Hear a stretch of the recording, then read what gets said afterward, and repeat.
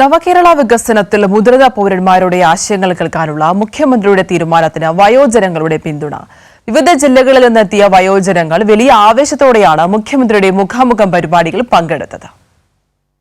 മുഖ്യമന്ത്രി എത്തും മുൻപേ നിയമസഭാ ശങ്കരനാരായണൻ തമ്പി ഹാൾ നിറഞ്ഞു.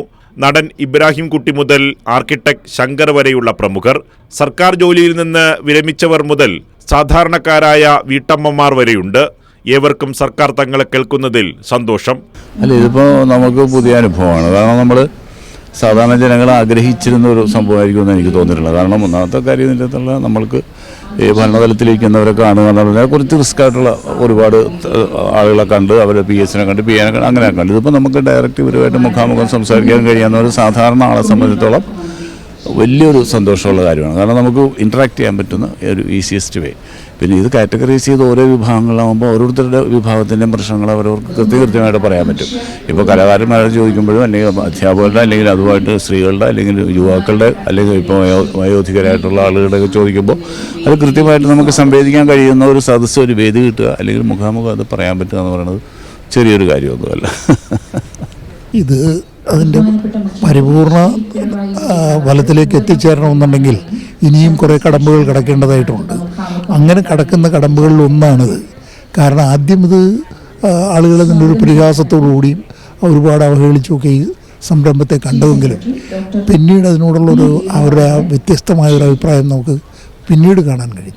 അത് ഇനിയും ഗവൺമെൻറ്റിൻ്റെ ബന്ധപ്പെട്ട ആളുകൾ അത് സംബന്ധിച്ചുള്ള പരിപാടിയുമായി വരുമ്പോൾ അതുമായിട്ട് സഹകരിക്കുക എന്നുള്ളതാണ് ഒരു സംസ്ഥാനത്തിൻ്റെ അഭിവൃദ്ധി ആഗ്രഹിക്കുന്ന ജനതയെ സംബന്ധിച്ചിടത്തോളമുള്ള ഏറ്റവും പ്രധാനപ്പെട്ട ആഗ്രഹം എന്നാണ് എൻ്റെ അഭിപ്രായം. വളരെ പുരോഗമനപരവും ജനാധിപത്യപരവുമാണ്. ജനാധിപത്യപരവും എന്ന് തന്നെയാണ് അതിനടുത്ത് എടുത്തു പറയാൻ പറ്റുന്ന സാധനം. ജനങ്ങളുടെ വിവിധ വിഭാഗങ്ങളിലുള്ള ജനങ്ങളുടെ പ്രശ്നങ്ങൾ നേരിട്ട് മനസ്സിലാക്കുക എന്നുള്ളൊരു വളരെ നൂതനമായ പുരോഗമനപരമായ ഒരു ആശയം തന്നെയാണ്. മുഖ്യമന്ത്രിയുടെ ആശയത്തെ എല്ലാവരും സർവാത്മന എല്ലാവരും സഹകരിക്കുന്നുണ്ട്, കക്ഷി രാഷ്ട്രീയ ഭേദമന്യേ. ആശയമൊക്കെ വളരെ നല്ലതാണ്. ഈ പറയുന്നത് പോലെ അത് നടപ്പിലായി കിട്ടിയാൽ വലിയ ഉപകാരമായിരിക്കും.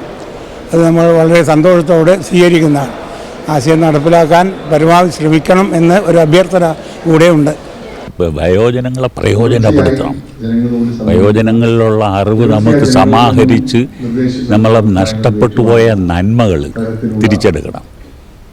മനുഷ്യനായി വളരാൻ ആവശ്യമായ ഒരുപാട് കാര്യങ്ങൾ വയോജനങ്ങൾക്ക് അറിയാം, പക്ഷെ അവർക്ക് അവതരിപ്പിക്കാനുള്ള അവസരങ്ങളില്ല. അതിനൊരു വേദിയായി ഈ വയോജന സാംസ്കാരിക വേദിയായി മാറണം. സർക്കാർ ജീവനക്കാരുടെ മക്കൾ മാതാപിതാക്കളെ സംരക്ഷിക്കാൻ പ്രത്യേക നിയമം കൊണ്ടുവരണം. ഒറ്റപ്പെട്ട വയോജനങ്ങളെ സംരക്ഷിക്കാൻ പ്രാദേശിക തലത്തിൽ സമിതി തുടങ്ങി നിരവധി നിർദ്ദേശങ്ങളാണ് മുഖാമുഖത്തിൽ പങ്കെടുത്തവർ ഉന്നയിച്ചത്. ഗുണപരമായ നിർദ്ദേശങ്ങൾ സർക്കാർ പരിഗണിക്കുമെന്ന് മുഖ്യമന്ത്രി മറുപടി നൽകി. കൈരളി ന്യൂസ്, തിരുവനന്തപുരം.